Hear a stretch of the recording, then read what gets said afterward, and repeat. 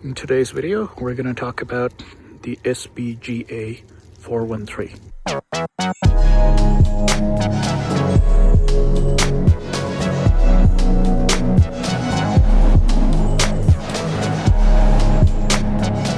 Hey guys, welcome to the Mainspringer channel.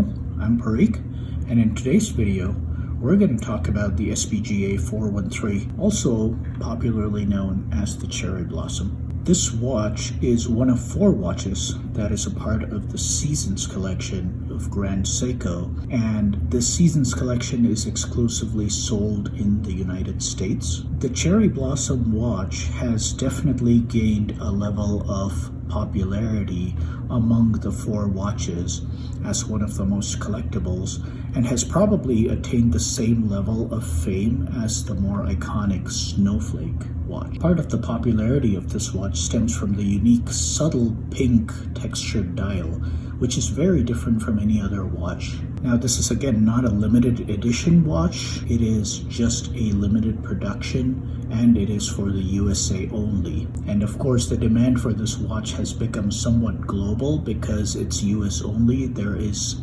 quite a popular demand from Japan and Europe for these pieces, which is why the prices of these watches in the second-hand market have been steadily creeping up. So to start off, let's talk about the dial of this watch.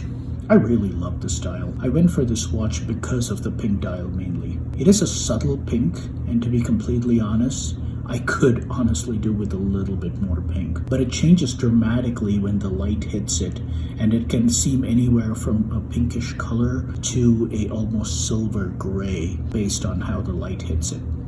And although some might say that, the pink is really not for them, the watch actually wears pretty neutral, and therefore actually goes with a lot more pieces in your wardrobe than one might expect. And because of this neutral palette, I actually wear this watch in rotation along with my Pelagos, which is also a titanium watch, and we'll talk about that in a little bit, about the differences. That's why this watch actually makes it in my rotation quite often, just because of how well it wears.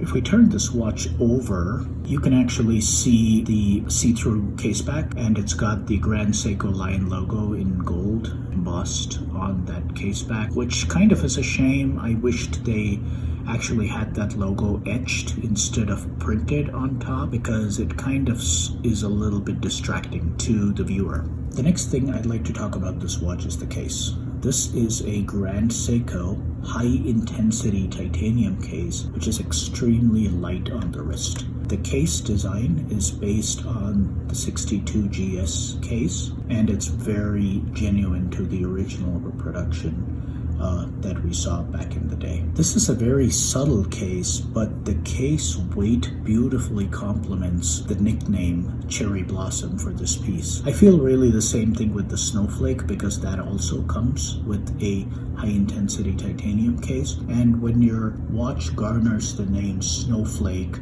or Cherry Blossom, it actually makes sense for the case weight to almost reflect the lightness of the name itself, and I feel the titanium case does a fantastic job of complementing that name.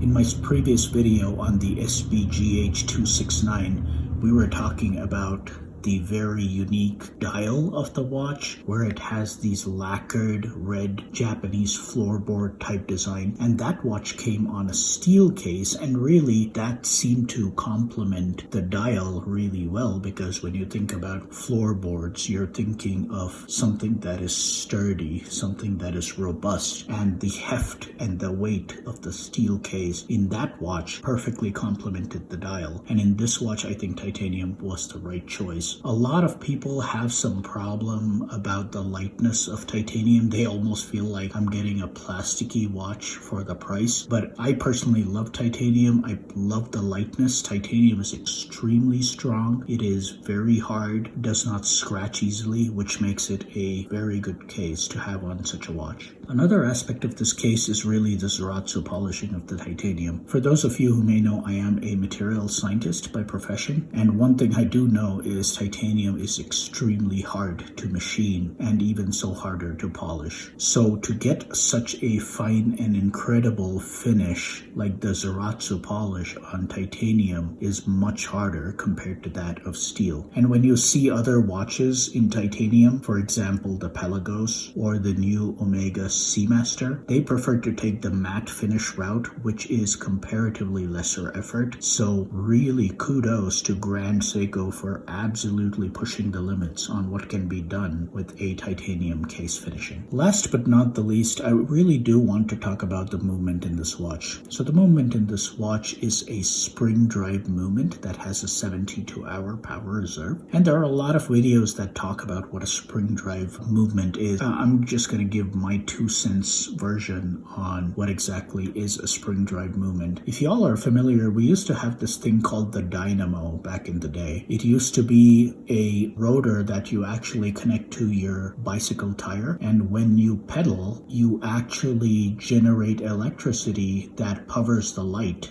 in the front of your bicycle. And what the dynamo is it has a shaft with a permanent magnet that rotates in a chamber surrounded by copper coils. So when you actually pedal, you rotate that magnet within that coil, which generates electricity that powers the light. So essentially, your own work by pedaling actually generates the electricity. You don't need batteries for your light in that particular design. That's exactly what the Grand Seiko watch does. It's basically got a permanent magnet that rotates among these copper coils, and when it rotates among the copper coils, a tiny amount of electricity is generated that powers the integrated circuit as well as the quartz crystal. And what happens is the integrated circuit counts the quartz crystal's vibrations and then sends a current back to those coils that regulates the time by applying a brake onto the magnet. So very impressive principle.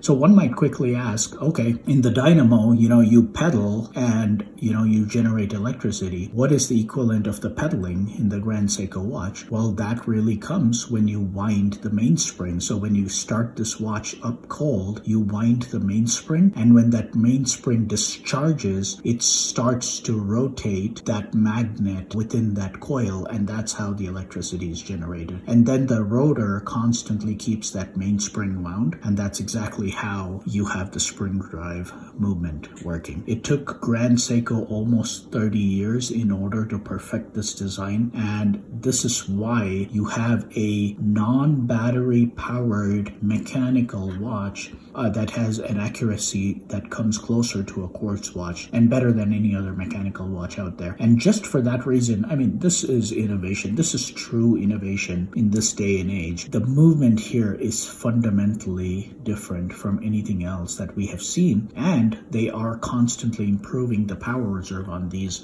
So I think to finish off, I would say, if someone is considering this watch, it is absolutely a beautiful watch, one of the icons from Grand Seiko. But I think the question is, are you okay with the color? Some people feel that this is not for them. Some people prefer the winter piece. I believe it is a SBGA413 from the Seasons collection, which has a gray dial. I personally love the pink. I think it works beautifully. And the way they have approached the titanium case on this watch, the way they have incorporated the spring drive movement, the way the name Cherry Blossom complements the lightness of the case, all of this cohesively works together in a manner that you don't typically see with a watch. There is another watch called the Tudor Pelagos. I own that watch. They call that also a snowflake dial. That thing does not feel like a snowflake. That thing feels like a brick on your wrist. So the snowflake name or the snowflake hands that they use on that watch seems a little misrepresented because it feels like a very peculiar name, oddly picked out. In fact, I see no resemblance of those hands to a snowflake, so I don't even know what they're referring to over there. But here, when they say cherry blossom, the colors on the dial truly capture the essence of the cherry blossom. The texture makes it feel like there's a bunch of flowers together. And last but not the least, the case cohesively ties that name together. I'm kind of curious to hear what you all think. And this is a very personal view about a